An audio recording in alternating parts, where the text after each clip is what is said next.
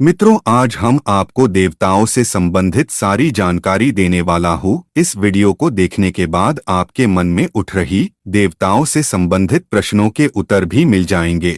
आप वीडियो में आखिरी तक बने रहे, तभी आप इसको समझ पाएंगे। तो चलिए वीडियो को शुरू करते हैं।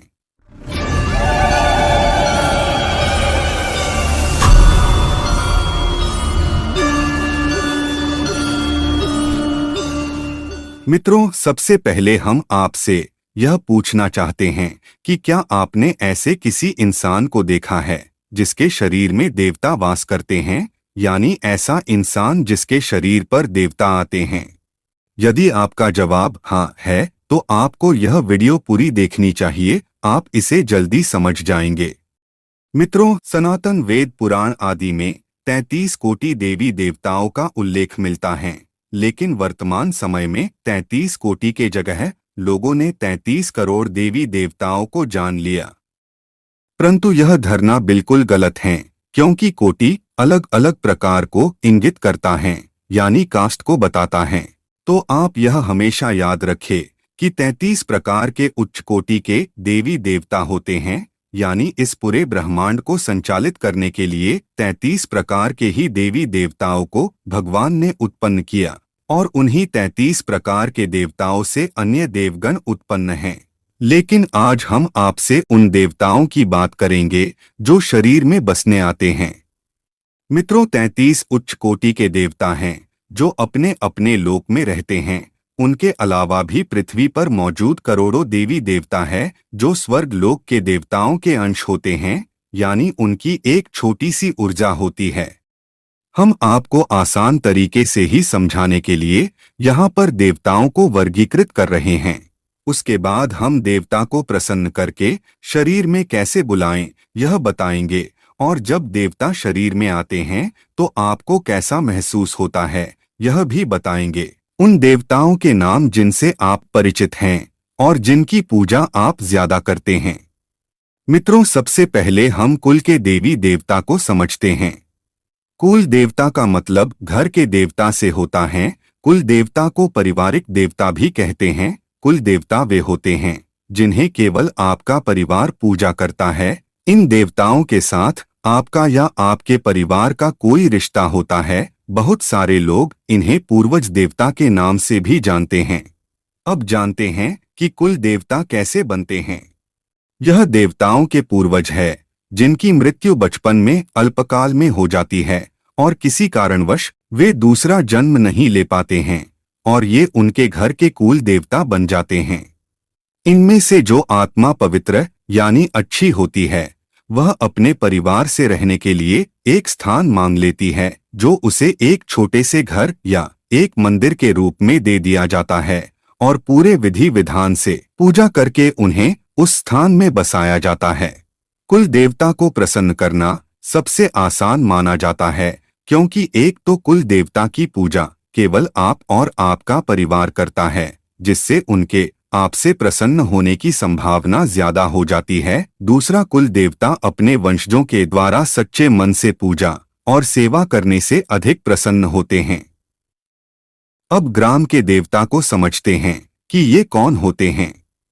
बहुत सारे लोग ऐसे भी होंगे जिनके परिवार में कोई कुल देवता नहीं होते हैं। ऐसे लोगों के लिए फिर प्रथम पूजा के रूप में ग्राम देवता को प्रसन्न करना चाहिए। ग्राम देवता पूरे गांव के लिए पूजनीय होते हैं, और ग्राम देवता भी जिस इंसान से प्रसन्न हो जाए तो उसके शरीर में आकर उसके और बाकी लोगों के दुखों का समाधान बताते हैं। मित्रों, कुल देवता और ग्राम देवता के बाद ईश्वरीय शक्ति समान स्वर्ग लोक के देवी देवताओं की भी पूजा करके उन्हें प्रसन्न कर सकते हैं। यह एक ऐसी शक्ति होती है जो स्वर्ग लोक में निवास करती हैं, लेकिन उनकी एक छोटी सी ऊर्जा के अंश इस पृथ्वी पर भी रहती हैं, जो पुण्य मानव शरीर में आकर बसते हैं और पृथ्वी वासियों का रक्षा करते हैं। अगर आपसे कोई देवी देवता प्रसन्न हो जाता है तो यह आपके जीवन की एक बड़ी सफलता होगी। अब जानते हैं कि शरीर में देवता कैसे बुलाएं। इसके लिए यह सबसे जरूरी बात है कि देवताओं को कैसे प्रसन्न करें। अगर केवल पूजा करने से देवता और भगवान को प्रसन्न किया जा सकता था, तो यह काम तो सभी लोग करते हैं। शरीर में देवता बुलाने से पूर्व ध्यान देने वाली बातें। देवताओं को प्रसन्न करने के लिए कुछ महत्वपूर्ण बातें ध्यान करने वाली है।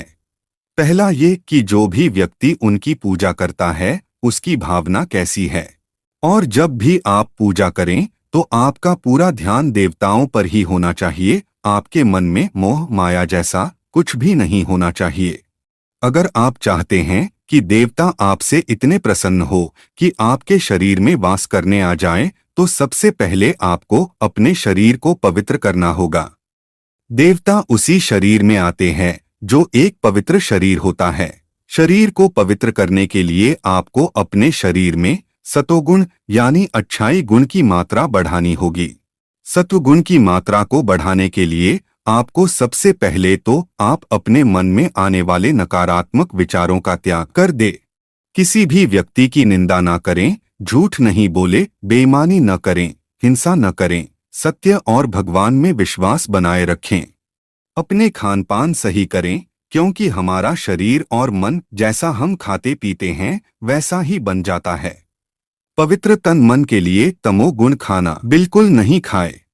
रजोगुण कार्य और खाने से भी ज्यादा बेहतर है कि सत्वगुण खाना खाए। देव स्नान जरूर करें।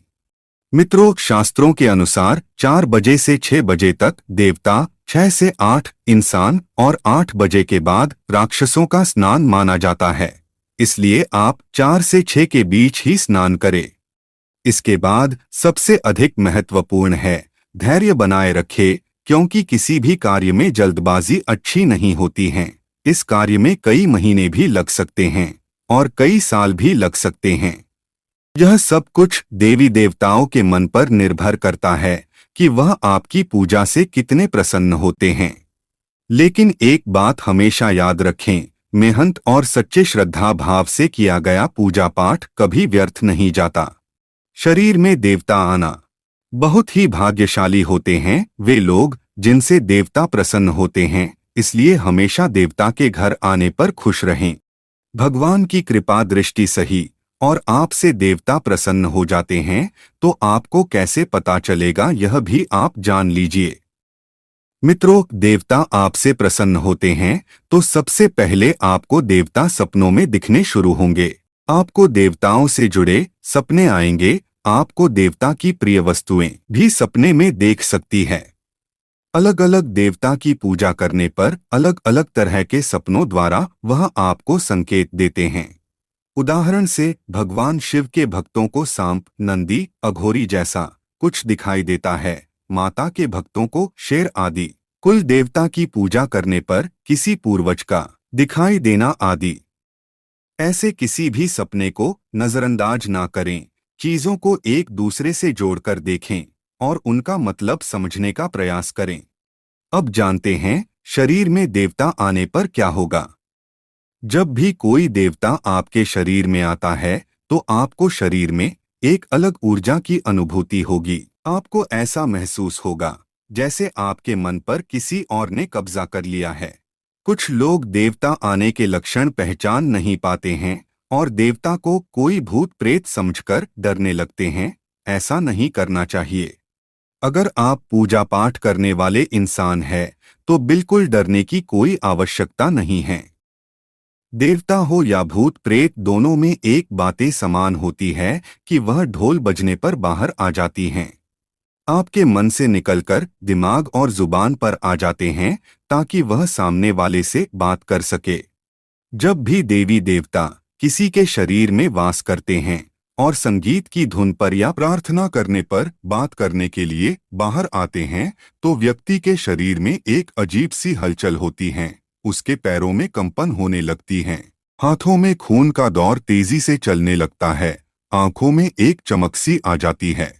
देवता जिसके शरीर में वास करते हैं उससे अंतर्मन में ही बातें भी कर सकते हैं, लेकिन किसी और व्यक्ति से बात करने के लिए वह उस व्यक्ति की जुबान पर आते हैं।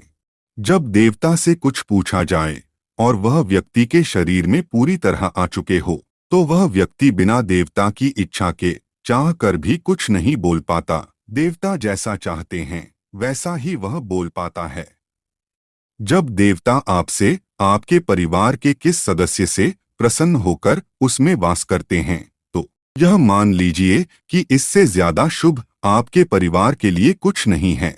जब भी देवता व्यक्ति के मस्तिष्क में आकर आप लोगों से बातें करें, तो उसकी प्रशंसा करें और देवता से प्रेम पूर्वक बात करके उसके आने का कारण पूछे। उसके बाद महीने में 1 या 2 दिन उनके आने के दिन निश्चित कर ले। ऐसा वादा आपको देवता से पहली बार में ही ले लेना चाहिए। उसके बाद उस निश्चित दिन पूजा के समय पर उस देवता के आने का इंतजार करें और उनसे समस्या बताएं। जब देवता व्यक्ति के शरीर में आते हैं, तो वह व्यक्ति को झूठ नहीं बोल पाता, जो भी बोलता है वह देवता के कहे शब्द होते हैं। इसीलिए जब देवता आपको आपकी समस्या का समाधान बताएं, तो उसे झूठ नहीं समझे, उनका पालन करें। मित्रों, यह थी देवताओं से संबंधित विशेष जानकारी। अगर यह वीडियो आपके लिए सहायक सिद्ध हुआ हो तो वीडियो को लाइक जरूर करें और इसी तरह की जानकारी पाने के लिए हमारे चैनल से जुड़े रहे।